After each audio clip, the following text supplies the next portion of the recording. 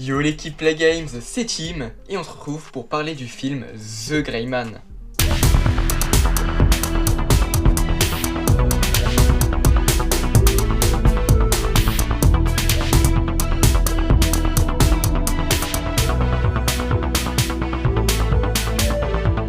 Petit aparté, avant de commencer réellement cette critique, justement on va parler des critiques sur la chaîne. Vous avez peut-être remarqué qu'il y en a vraiment beaucoup, et même en dehors des critiques, juste des vidéos sur la chaîne, il y en a au moins une par jour en ce moment. Donc profitez-en bien, ce que je peux vous dire qu'à la rentrée, il n'y en aura sûrement pas autant. Et pour les critiques, là je fais vraiment les critiques de beaucoup de films, mais à la rentrée, je pense que ce sera surtout les gros blockbusters dont je ferai la critique. Et également, peut-être s'il y a des films d'auteur que j'ai vraiment adoré, peut-être qu'on aura la critique dessus, mais sinon ça s'arrêtera là. The Gray Man est un film adapté d'un roman réalisé par les frères Russo.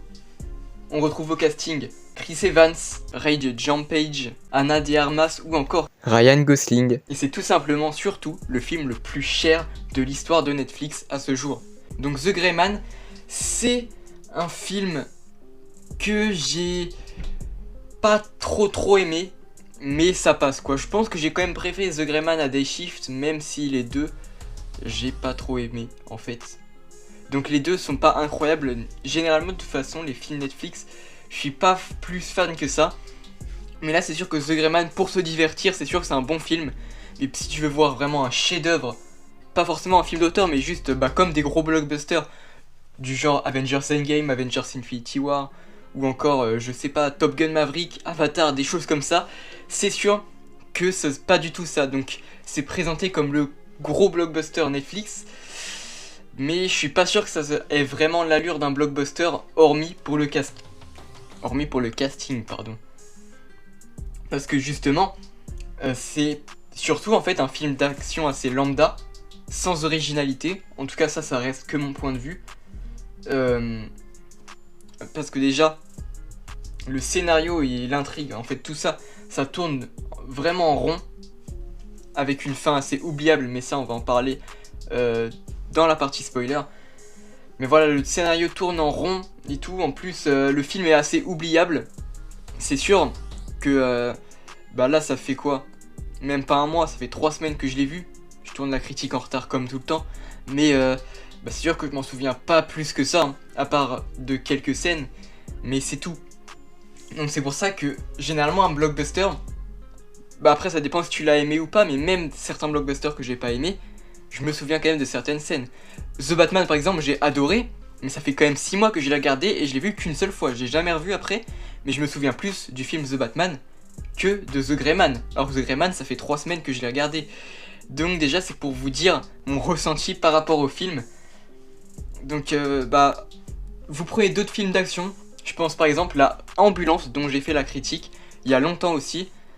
Déjà Ambulance, je suis en train de me dire que limite je me souviens plus d'Ambulance que de The Gray Man, mais après ça se joue peut-être sur le fait que Ambulance j'ai beaucoup aimé, contrairement à The Gray Man.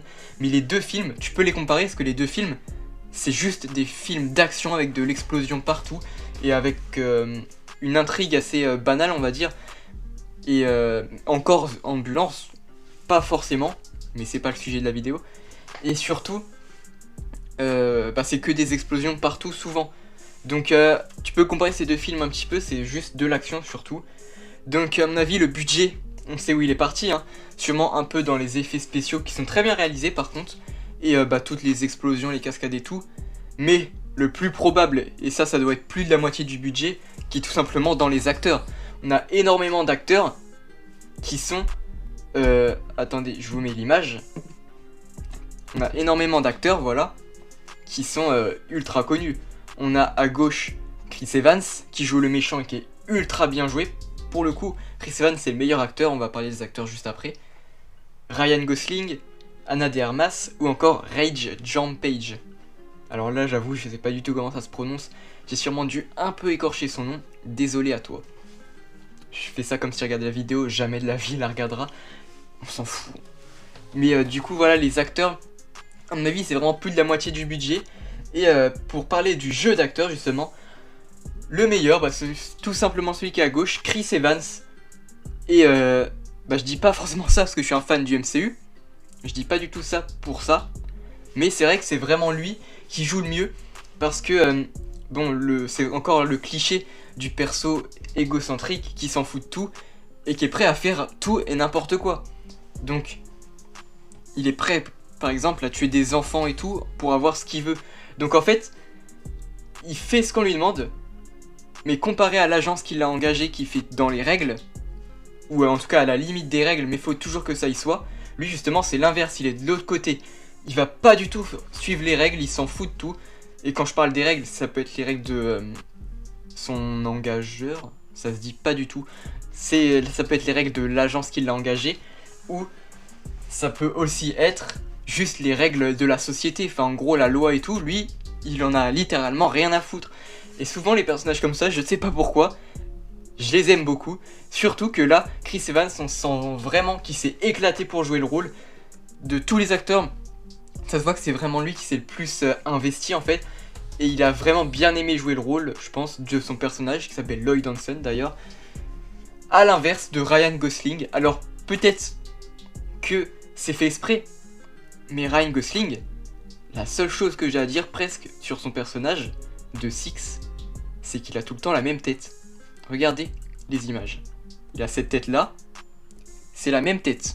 Toujours la même, j'allais dire le même sourire, mais la même tête parce qu'il sourit pas. La même face en fait, et là, c'est la même. Bon, c'est vrai que il est pas... C'était la même image, je suis con, mais voilà. Sachant que, bah voilà, là il a à peu près la même tête encore, un peu moins sur cette affiche. Donc voilà, donc là on avait Chris Evans. Ça se voit déjà un peu plus, je trouve, qu'il aime bien jouer son rôle. En tout cas, vous verrez si vous regardez le film et que vous ne l'avez toujours pas vu, que on voit vraiment qu'il s'éclate pour jouer le rôle. Il est un peu foufou des fois, et ça fait bien le taf. Au contraire, Ana de Armas, c'est pas forcément de sa faute, mais c'est surtout qu'on la voit pas beaucoup. Bon, on la voit un peu plus qu'un autre acteur qu'on va voir après, mais c'est sûr qu'on la voit pas énormément. Et bah, c'est bien dommage, je crois. Parce qu'on aurait pu faire un bon développement de personnage sur celui-là. D'ailleurs, tous les personnages sont pas forcément très développés. Et Reg Page, j'en parle même pas. Alors lui, je pense qu'il a dû se faire plein d'argent. Mais pourquoi ils ont pris un acteur aussi connu et sûrement très cher? Si c'est pour le voir, je pense qu'on le voit max 15 minutes à l'écran. On le voit quasiment jamais. Donc pourquoi ils en ont pris un aussi bien alors qu'on le voit quasiment jamais? Ils ont dû vraiment perdre de l'argent, enfin, en tout cas, donner beaucoup d'argent par rapport à, je suis sûr, il y a certains autres acteurs un peu moins connus qui ont été moins payés, alors qu'ils étaient plus dans le film. Je bégaye souvent en ce moment, mais bah, voilà, c'est dommage, mais bon, ils ont juste pris plein d'acteurs pour que le film il fasse parler de lui et qu'on se dise, oh, il y a plein d'acteurs connus, Reg Page, Ryan Gosling, Ana de Armas, Chris Evans, donc je vais aller regarder le film. D'ailleurs c'est clairement pour ça que j'ai été le voir. Bon, aussi parce que c'était le film Netflix le plus cher, donc forcément je voulais voir ce que ça donnait. Et bah ça se voit même pas forcément, hein. C'est dans la limite tous les autres films à peu près. C'est vrai que les effets spéciaux et les acteurs, enfin souvent le Netflix ont beaucoup de gros acteurs dans leurs films, mais c'est vrai que les effets spéciaux sont peut-être un peu mieux, mais c'est tout quoi. Après en plus les plans sont pas forcément très recherchés, à part celui-là. La scène de Prague, c'est vraiment le moment que j'ai adoré. Donc je vous spoil pas ce qui se passe dedans, mais à un moment il va aller à Prague. Et ça c'est une des seules scènes d'action qui se démarque un peu des autres, et avec une réelle idée de mise en scène, contrairement aux autres où c'est juste de l'action. Mais ils en ont rien à foutre les frères Russo là, pour le coup de la mise en scène. Alors que c'est vrai que sur la partie Prague, c'est un peu mieux. Donc ça c'est un point positif du film, avec les effets spéciaux bien sûr. Et bon bah j'ai pas plus de choses à dire côté non spoiler.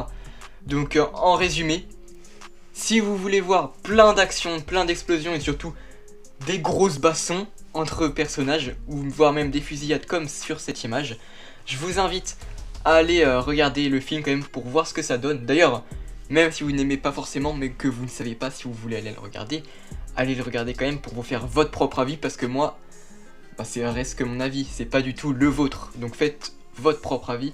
Mais côté non spoiler, on va dire, c'est tout ce que j'avais à dire. Donc on passe maintenant dans la partie spoiler.